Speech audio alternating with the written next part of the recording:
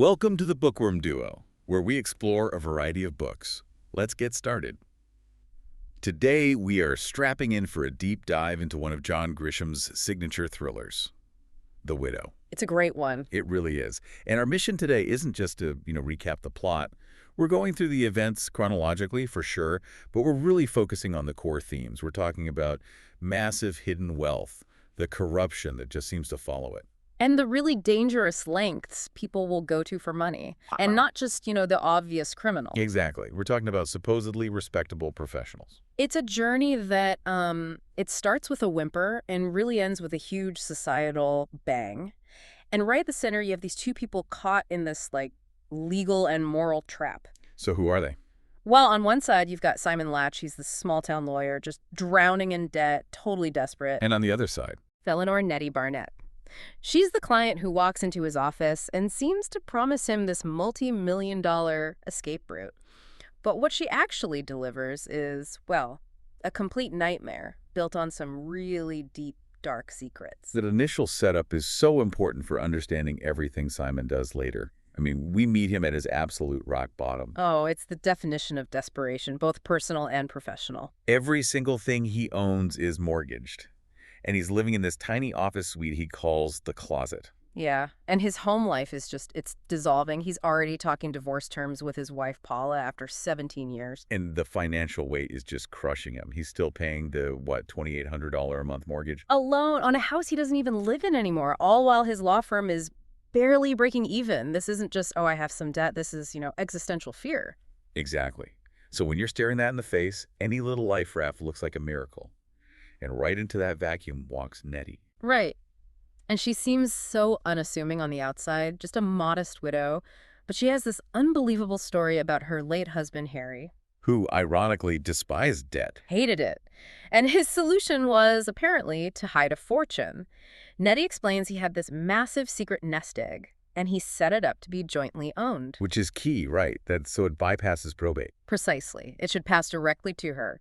No messy courts, no interference. And the numbers she starts throwing around are just staggering. I mean, she's claiming over $10 million in Coca-Cola stock. $10 million. And then another, $6 million or so in Walmart stock? You're talking $16 million in liquid assets.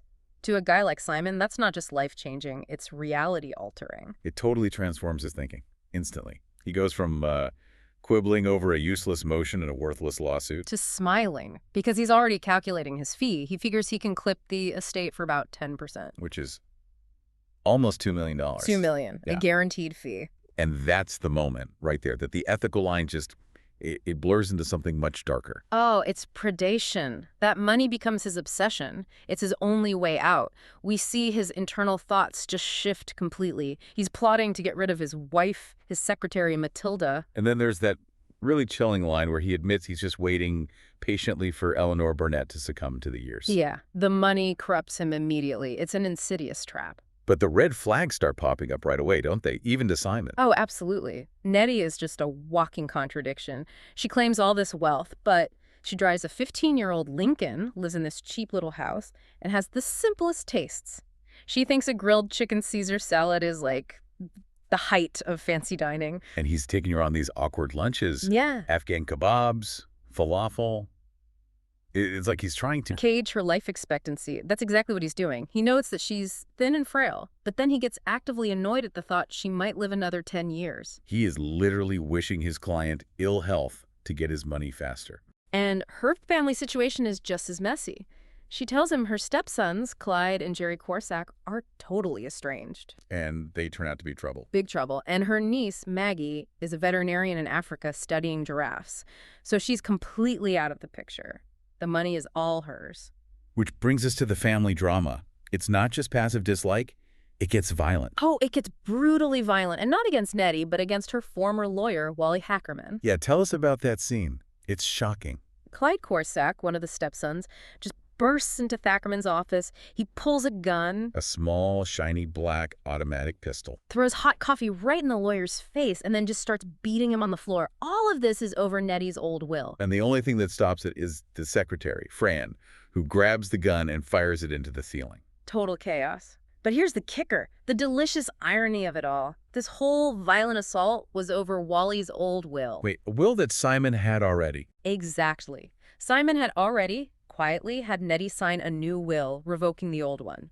Wally was nearly killed over a piece of paper that was legally worthless. So the stepsons had no idea. None. They were committing a felony over scrap paper. It just shows how desperate they were. Simon had locked everything down with a new will, leaving everything to charity. And naming himself as the executor and trustee, of course. Of course. It gives him total control. And once he has that, Nettie's own life seems to just unravel even faster. She runs up a huge hotel bill on his credit card, $4,000, claiming he told her to hide. Then she loses her car insurance. Then she gets a DUI. And that DUI is what leads directly to the accident. She gets into a really bad wreck. The old Lincoln is a total loss. And she ends up hospitalized at Blue Ridge Memorial. Cuts, bruises, 2 broken ribs, and a blood alcohol level of .09. Legally drunk. And this is Simon's window. It's his golden opportunity. While she's in the hospital, injured, probably drugged up, he moves in. He gets her to sign a power of attorney. And even more importantly, an advance directive. Let's pause on that, because the advance directive is huge. It basically means he has the right to pull the plug. It gives him complete medical control on top of the financial control he already has. It's the ultimate insurance policy for him to get that fee. And then the timing gets really, really suspicious. Her health just plummets. Yeah, at first they think it's pneumonia. She has a fever. She's tired. But then on December 30th, 2015, at 10:02 in the morning, she's pronounced dead. The timing is just a little too convenient. Simon immediately tries to rush a cremation. He calls the funeral home Cupid and Moke.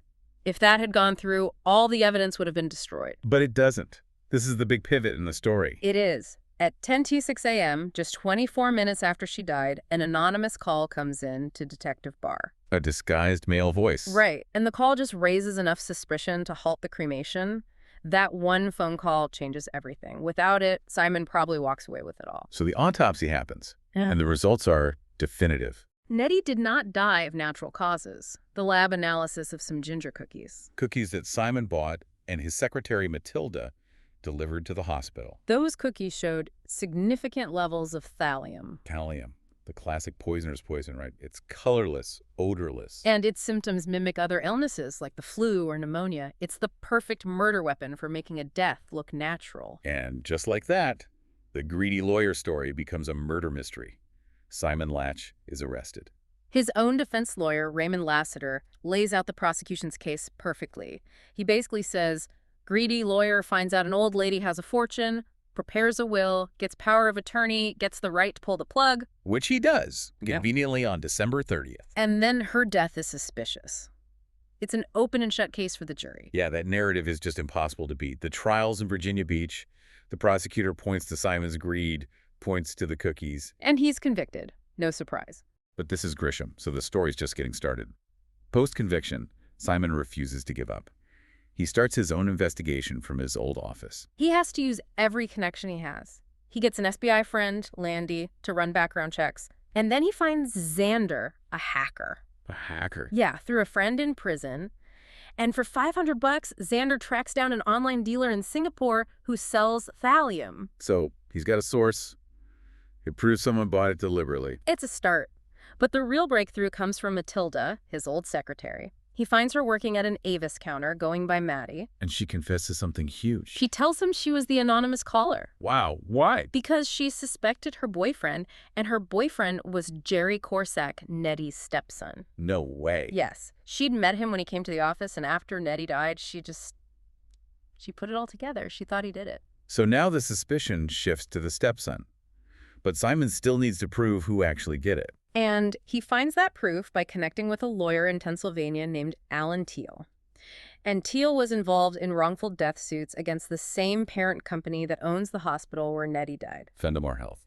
Fendamore Health. And this connection just blows the whole thing wide open. Teal confirms that 2 other patients at that hospital died under very similar, very suspicious circumstances. And the main suspect in those cases was an X-ray tech named Oscar Kofi. A serial homicidal poisoner. Oh my God. It's the most chilling part of the book. Teal's law firm figured this out during their investigation. They knew Kofi was a serial killer operating inside the hospital.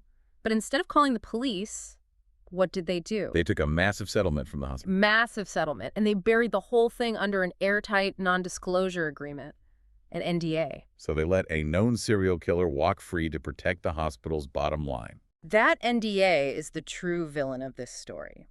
It's a corporate decision that allowed Oscar Kofi to stay employed, which directly led to him poisoning Nettie Barnett, which led to Simon's wrongful conviction. It is a staggering moral crime. So Simon takes this evidence, the Kofi connection, the cover-up to the prosecutor, and to Landy at the FBI. And it's just overwhelming. It proves the hospital cover-up, and it proves Kofi was the real killer. Simon's verdict is overturned. He's cleared. And that final scene where he calls his kids to tell them their father has been declared innocent, it's just so powerful after everything he went through. Final nightmare. Finally over. But his journey started with his own greed, right? He risked everything for a $2 million fee from what he thought was a $20 million estate. Yeah.